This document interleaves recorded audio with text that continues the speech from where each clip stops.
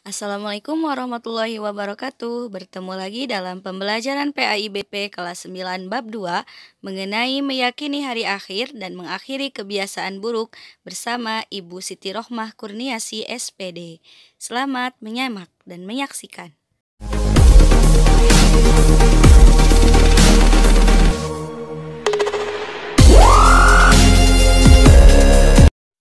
Baiklah anak-anak, pada pembelajaran kali ini kita akan membahas mengenai meyakini hari akhir, mengakhiri kebiasaan buruk.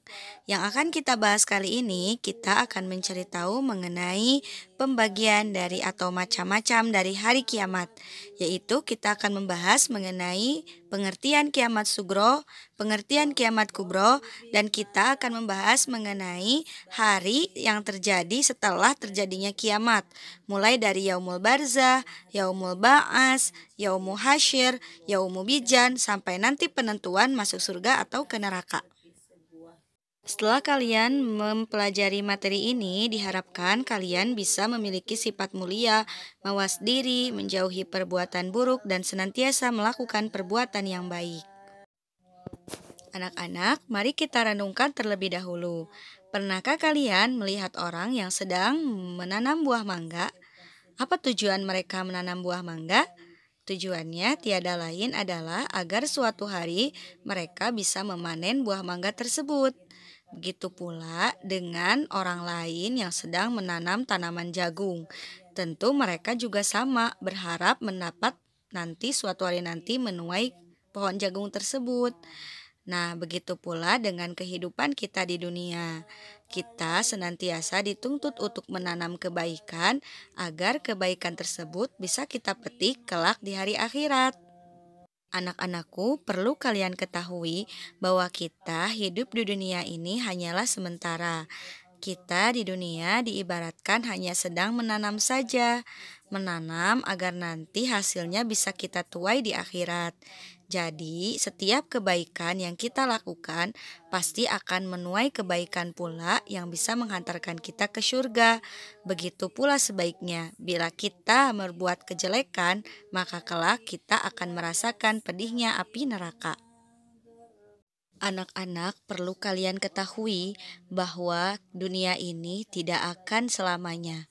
Suatu hari nanti, dunia kita ini akan hancur dan akan mengalami kejadian yang disebut dengan peristiwa kiamat. Walaupun sebenarnya kita tidak pernah tahu kapan kiamat itu akan terjadi, tapi kita harus selalu meyakini bahwa kejadian itu pasti akan datang, dan kita harus senantiasa mempersiapkan diri untuk menghadapi datangnya hari kiamat tersebut dengan kita memiliki bekal kebaikan sebagai bekal kita untuk hidup di kehidupan yang abadi, yaitu di hari akhirat. Anak-anak, sebelum kita lebih lanjut membahas mengenai hari kiamat, coba perhatikan gambar di samping ini. Yang pertama adalah gambar sholat jenazah. Yang kedua adalah gambar pohon tumbang.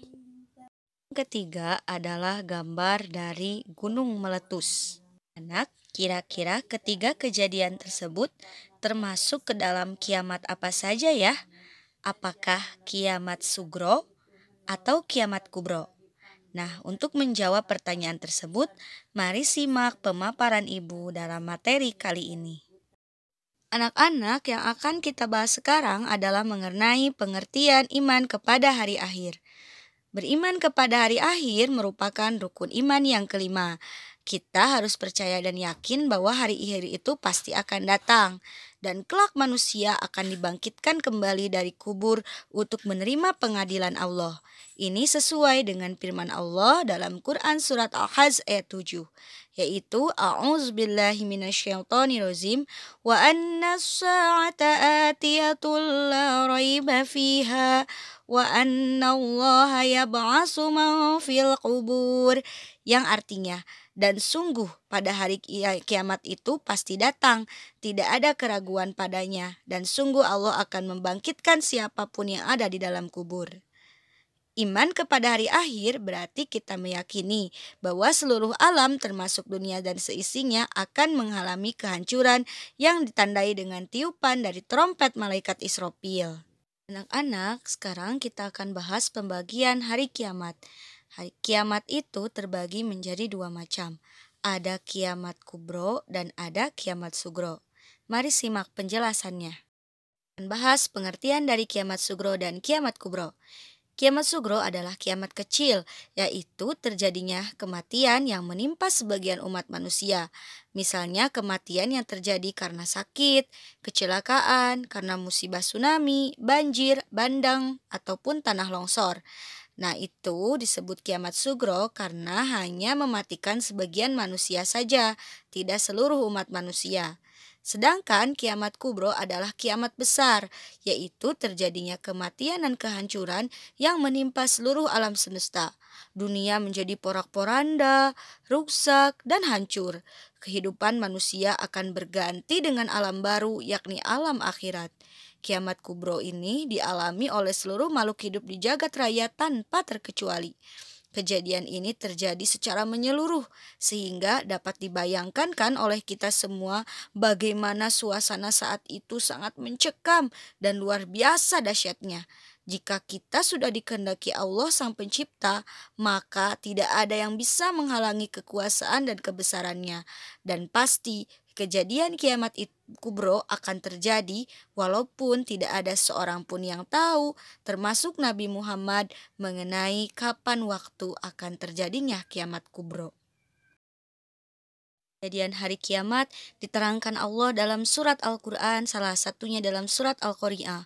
Bagaimana Allah menggambarkan bahwa ketika datangnya hari kiamat, manusia itu seperti laron yang bertebangan.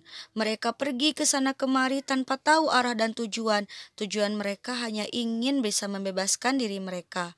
Serta pada saat itu gunung-gunung meletus bagaikan bulu yang berhambur-hamburan. Kejadian hari kiamat juga diterangkan oleh Allah dalam surat Al-Zalzalah. Allah menerangkan tentang bagaimana dahsyatnya Allah menggoncangkan bumi sehingga akhirnya bumi mengeluarkan semua beban berat yang dikandungnya dan pada akhirnya seluruh manusia dan juga makhluk lainnya musnah hingga akhirnya nanti manusia akan kembali dibangkitkan dalam tiupan sangkakala yang kedua kalinya oleh malaikat Israfil. Bagaimana manusia setelah dihancurkan dan dimusnahkan dari muka bumi? Nah, sekarang kita akan bahas tentang peristiwa yang akan terjadi dan dihadapi manusia setelah berakhirnya kejadian kiamat. Peristiwa pertama yang akan dialami oleh manusia adalah manusia akan mengalami tinggal di alam barzah. Alam barzah yang dikenal dengan alam kubur merupakan pintu gerbang menuju akhirat atau batas antara alam dunia dan alam akhirat. Nanti di alam kubur manusia akan bertemu, ditanyai dan diperiksa oleh malaikat Mungkar dan Nakir tentang segala amal perbuatannya ketika menjalani kehidupan di dunia. Orang yang beriman tentu pasti akan bisa menjawab pertanyaan dari malaikat Munkar dan Nakir. Sedangkan orang yang kafir, mereka tidak akan mampu menjawab. Dan nanti malaikat Munkar Nakir akan menghukum mereka dan akan memukul kepala mereka sampai hancur atas perbuatan dan keburukan yang telah mereka kerjakan di dunia. Setelah manusia tinggal di alam barzah, manusia akan mengalami yaumul ba'as. Yaumul ba'as itu adalah hari manusia dibangkitkan, karena semua manusia yang di alam kubur itu nanti akan diarahkan untuk menuju ke padang mahsyar. Proses kebangkitan itulah yang disebut dengan yaumul ba'as. Kebangkitan manusia ini akan terjadi setelah ditiupkannya sangkakala yang kedua oleh malaikat Israfil. Manusia mulai dari Nabi Adam sampai manusia terakhir bangkit dari kubur. Saat itu manusia dibangkitkan dalam keadaan yang berbeda-beda sesuai dengan amal perbuatan yang mereka kerjakan waktu hidup di dunia. Ini sesuai dengan firman Allah dalam surat Yasin ayat 51. A'udzubillahi minasyaitonirrajim.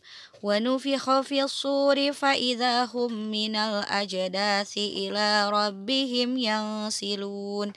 Yang artinya, lalu ditiuplah sangkakala yang kedua kalinya, maka seketika itu mereka keluar dari kuburnya dalam keadaan hidup dan menuju kepada Tuhannya. Dalam Quran Surat Yasin ayat 51. Setelah manusia melalui proses yaumul ba'as atau hari berbangkit, manusia akan mengalami yaumul hasr atau yaumul mahsyar, yaitu hari di mana ketika manusia dikumpulkan setelah dibangkitkan dari kuburnya di sebuah padang yang sangat luas yang bernama padang mahsyar. Di padang mahsyar itu, keadaan manusia sangat susah, tidak ada yang dapat menolong. Pada yaumul mahsyar ini, manusia menerima catatan amalnya selama hidup di dunia. Baik amal yang buruk maupun amal yang baik, seluruh tercatat secara rinci. Orang yang beriman dan beramal soleh, mereka merasa gembira melihat catatan amalnya. Sebaiknya, orang yang berbuat jahat dan kerusakan ketika hidup di dunia akan menerima catatan amalnya dengan penuh rasa kekecewaan dan rasa penyesalan yang sangat mendalam. Semua catatan amalnya diterima, kemudian manusia akan ditimbang amalannya. Itu terdapat dalam Yaumul Mizan, yaitu hari hisaban atau disebut hari perhitungan semua amal manusia. Nanti akan ditentukan manusia dengan timbangan kebaikan yang banyak akan masuk ke surga, sedangkan manusia yang lebih berat timbangan kejelekannya. Setelah seluruh proses kita lalui, tentunya kita akan masuk ke dalam proses terakhir, yaitu proses penentuan apakah kita akan dimasukkan ke surga atau ke neraka. Tentunya, ketika manusia selalu berbuat kebaikan, manusia akan mendapatkan pahala berlimpah ruah berupa keridhaan Allah agar bisa merasakan nikmatnya surga. Banyak ayat Al-Quran yang menerangkan mengenai nikmatnya surga, di mana salah satunya di surga terdapat minuman yang sangat enak, bahkan anggur-anggur yang sangat lezat, dan juga makanan dan buah-buahan. Bahkan kita akan disediakan permadani-permadani yang terbuat dari sutra dan emas. Sungguh sangat indah surga dan tentunya menjadi hal yang sangat dinantikan oleh umat beriman agar bisa merasakan nikmatnya surga. Bagi orang yang kafir yang mereka selalu berbuat zolim dan tidak pernah beribadah kepada Allah, kelak mereka akan merasakan perihnya siksaan di neraka, yang mana diterangkan bahwa di neraka manusia ketika haus hanya akan diberikan minum berupa darah dan nanah, sedangkan ketika lapar manusia hanya akan diberikan bangkai. Sungguh ngeri sekali ya anak-anak. Mudah-mudahan kita di antara hamba Allah yang akan merasakan indahnya surga. Itulah sekelumit mengenai kisah hari akhir.